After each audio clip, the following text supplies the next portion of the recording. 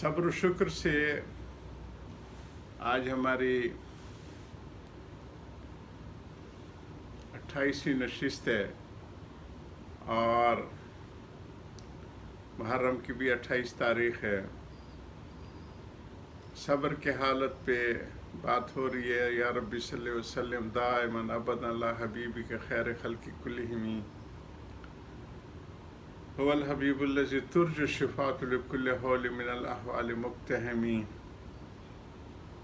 या मोहम्मद तवज्जह बिका इला रब्बिका फ़ी हाजति हाज़िही लितुक्सली फ़शफ़ू फ़ी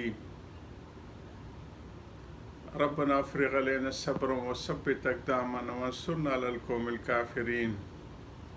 अल्लाहुम्मा इजअलनी सबूरन वजअलनी शुकूरन वजअलनी फ़ी ऐनी सग़ीरा व फ़ी अयुनिन नासि कबीरा। अल्लाहुम्मा सल्लि अला मुहम्मदिन सलातन तनज्जीना बिहा मिन जमीइल अहवालि वल आफ़ात व तक़ज़ी लना बिहा जमीइल हाजात व तुतahhirना बिहा मिन जमीइस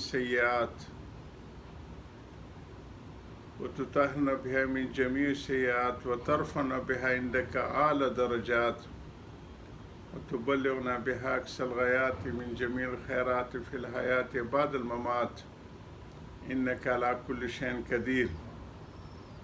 औज़ु बिल्लाहि मिनश शैतानिर रजीम वस्साबिरीन फ़िल बअसाइ वद्दर्राइ व हीनल बास। हज़रत सब्र की 3 हालतें बयान फरमा रहे हैं। आज 20वें नंबर सफ़े पे हमारा बयान है।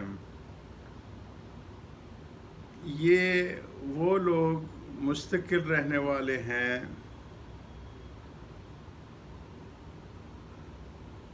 तंगदस्ती में और बीमारी में और किताल में। ये 3 हालत सब्र की बयान फरमाई हैं। इन तीनों हालतों की फहरिस्त में कुछ तत्वील है, लंबी बात है। तत्वील है भी, लेकिन दस्तूर अमल सिर्फ एक हिकमत में है। वो क्या है? वो साबिरीन। इन तीनों की तालीम सब्र की फरमाई। सब्र की हकीकत तो मैं बाद में बयान करूँगा। अव्वल बासाए दर्रा बास, इन तीनों लफ्ज़ों की तफसीर में कलाम करता हूँ। हज़रत बयान फरमाते हैं बास की तफसीर में कुछ इख्तिलाफ नहीं, बाकी बास व दर्रा के मदलूल में इख्तिलाफ है। उनकी दलीलें जो दी गई हैं बुज़ुर्गान दीन ने, उससे क्या नतीजा अखज़ किया है, उसमें इख्तिलाफ है कि इन दोनों से क्या मुराद। जो मेरे नज़दीक राजे है, जो बुज़ुर्गों का जिस पे ज़्यादा रजू है या मुत्तफ़िक हैं, वो बयान करता हूँ। वो ये कि बासा के मानी शिद्दत के हैं। बाशन शदीद आते हैं ना। अब रही बात कि कौन सी शिद्दत मुराद है, फ़क्र फाका की या मरज़ की। दर्रा की तफसीर अगर मर्ज़ से की जाए, जैसे कि मशहूर है, तो बासा से मुराद फ़क्र फाका होगा। लेकिन ये तफसीर मेरे नज़दीक मरजू है। मैं कहता हूँ कि दर्रा के मानी तो फ़क्र फाका के हैं और बासा का मदलूल मरज़ है। हज़रत फरमाते कि मैं इसके यूँ लेता हूँ कि बास जो है, बास शदीद जो है कि वो मरज़ है, बीमारी का लग जाना।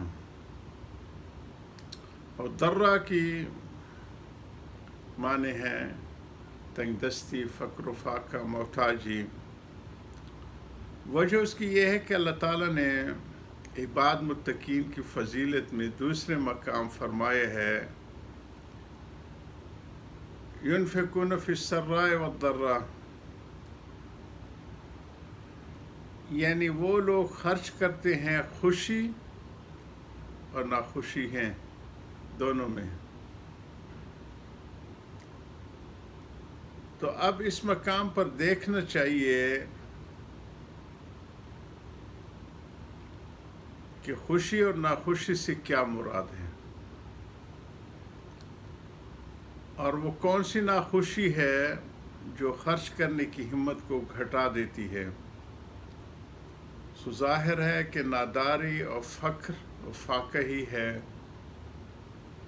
کہ مرض، اس لیے کہ مرض کی حالت میں خرچ کرنے کی ہمت گھٹتی نہیں، بلکہ خرچ کرنا بہت آسان ہے. دو وجہ سے. اول تو اس وجہ سے کہ آدمی کو خیال ہوتا ہے کہ خرچ کروں گا تو بیماری سے چھوٹ جاؤں گا.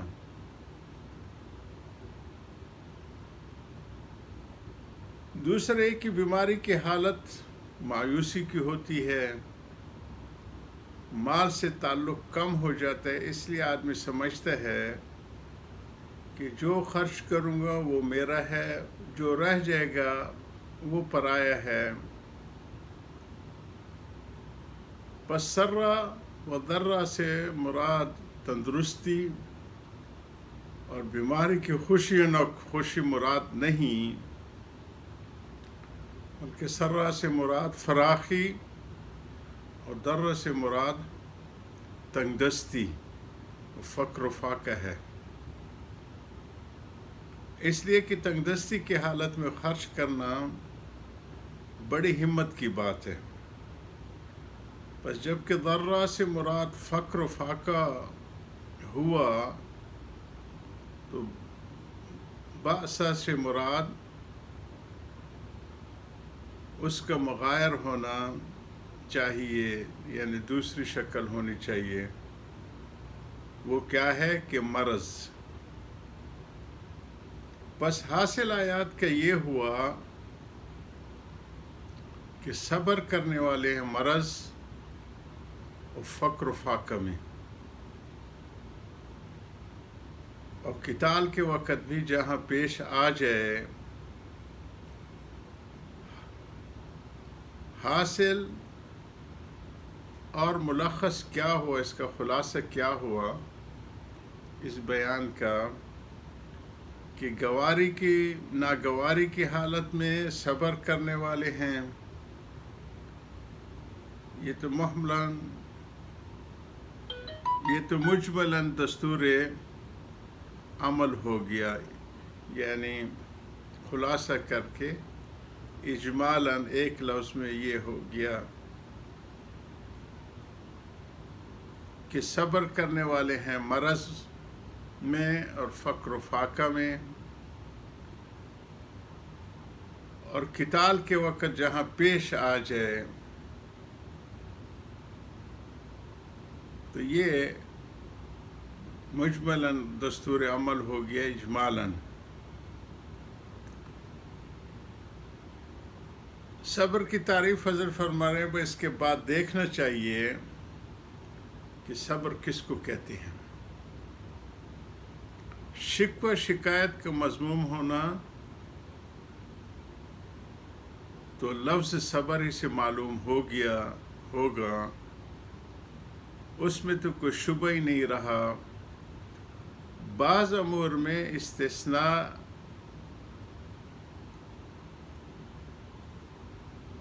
باقی ہے، بعض امور میں اشتباہ شبہ یعنی باقی ہے. اس وقت اس کو زائل کرنا ضروری ہے، اس کو ہٹایا جائے. ایک شبہ تو یہ ہو سکتا ہے کہ ان میں بأسا کا مدلول مرض لیا ہے، تو مرض میں صبر کرنے کے معنی شاید کوئی یہ سمجھے کہ دوا دارو بھی نہ کرے، اس کا کرنا بھی میرے خلاف ہے۔ حضرت کی ان باتوں کو جاری رکھیں گے۔ وآخر دعوانا الحمدللہ رب العالمین۔